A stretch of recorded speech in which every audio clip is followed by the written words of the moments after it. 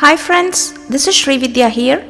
Today I will be sharing Mahabharata by C. Rajagopalachari, chapter 96.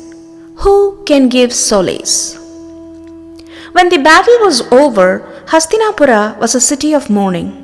All the women and children were weeping and lamenting their slain, nearest and dearest. With many thousands of bereaved women accompanying, Dhritarashtra went to the field of battle. At Kurukshetra, the scene of terrible destruction, the blind king thought of all that had passed and wept aloud. But of what avail was weeping? O king, words of consolation addressed to a bereaved person do not remove their grief. Thousands of rulers have given up their lives in battle for your sons. It is now time that you should arrange for proper funeral ceremonies for the dead, said Sanjaya to Dhritarashtra. It is not right to grieve for those who die in battle. When souls have left their bodies, there is nothing like relationship, nothing like brother or son or relative. Your sons have really no connection with you. Relationship ends with death, being only a bodily connection and a mere minor incident in the soul's eternal life. From the nowhere do lives come, and with death they again disappear into nowhere. Why should we weep for them? Those who die in battle after a heroic fight go as guests to receive Indra's hospitality. Grieving for what is past, you cannot gain anything in the nature of dharma, pleasure, or wealth. Thus, and in many more ways, did the wise and good Vidura try to assuage the king's grief.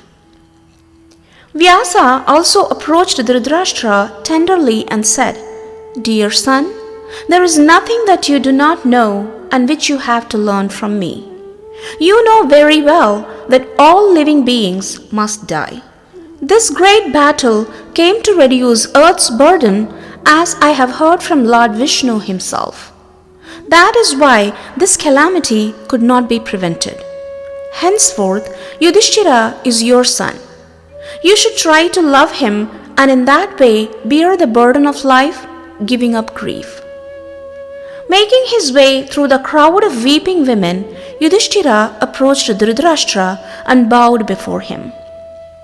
Dhritarashtra embraced Yudhishthira, but there was no love in that embrace. Then Bhimasena was announced to the blind king. Come, said Dhritarashtra. But Vasudeva was wise. He gently pushed Bhima aside and placed an iron figure before the blind Dhritarashtra, knowing the old king's exceeding anger. Dhritarashtra hugged the metal statue to his bosom in a firm embrace, and then the thought came to him of how this man had killed every one of his sons.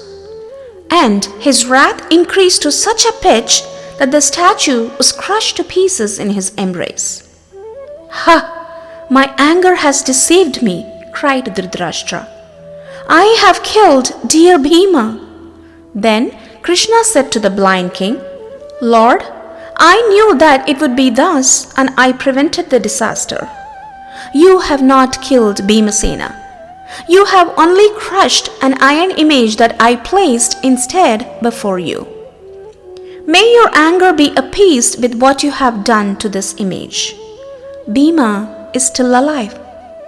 The king was composed somewhat, and he blessed Bhima and the other Pandavas, who then took leave of him and went to Gandhari. Vyasa was with Gandhari. O queen, said the rishi, be not angry with the Pandavas.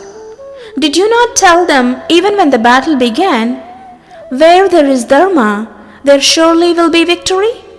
And so it has happened. It is not right to let the mind dwell on what is past and nurse one's anger. You must now call to aid your great fortitude. Gandhari said, Bhagavan, I do not envy the victory of the Pandavas. It is true that grief for the death of my sons has robbed me of my understanding. These Pandavas are also my sons. I know that Dushasana and Sakuni brought about this destruction of our people. Arjuna and Bhima are blameless. Pride brought this battle, and my sons deserve the fate they have met. I do not complain about it. But then, in Vasudeva's presence, Bhima called Duryodhana to battle, and they fought. And, knowing that Duryodhana was stronger and could not be defeated in single combat, Bhima struck him below the navel and killed him. Vasudeva was looking on. This was wrong, and it is this that I find it impossible to forgive. Bhima, who heard this, came near and said, Mother, I did this to save myself in battle. Whether it was right or wrong, you should bear with me. Your son was invincible in combat, and so I did in self-protection what was undoubtedly wrong. He called Yudhishthira to play and deceived him. We had been wronged by your son in so many ways. He would not give back the kingdom of which he took unlawful possession. And you know what your son did to blameless Draupadi. If we had killed your son on the spot, when he misbehaved in the hall of assembly, surely you would not have blamed us. Bound by Dharmaraja's vow, we restrained ourselves with difficulty then. We have since discharged honor's debt and found satisfaction in battle. Mother, you should forgive me. Dear son, if you had left but one out of my 100 sons and killed all the rest and satisfied your anger, me and my old husband would have found solace in that surviving son for the rest of our lives. Where is Dharmaputra? Call him, she said. Hearing this, Yudhishthira trembled as he, with clasped hands, approached Gandhari, whose eyes were bound in a cloth in a loyal, lifelong penance for her husband's blindness. He bowed low before her and said softly, Queen, the cruel Yudhishthira, who killed your sons, stands before you, fit to be crushed. Do curse me who have committed great sin. I care not for life or for kingdom. Saying this, he fell on the ground and touched her feet. Gandhari heaved a deep sigh and stood mute. She turned her head aside, knowing that if, through the cloth with which her eyes were bound, her vision fell on the prostrate Yudhishthira, he would be reduced to ashes on the spot. But through a little space in the cloth, even as she turned her face away, her eyes fell on the toe of the prostrate Yudhishthira. At once, says the poet, the toe was charred black. Arjuna knew the power of bereaved Gandhari's wrath and hid himself behind Vasudeva.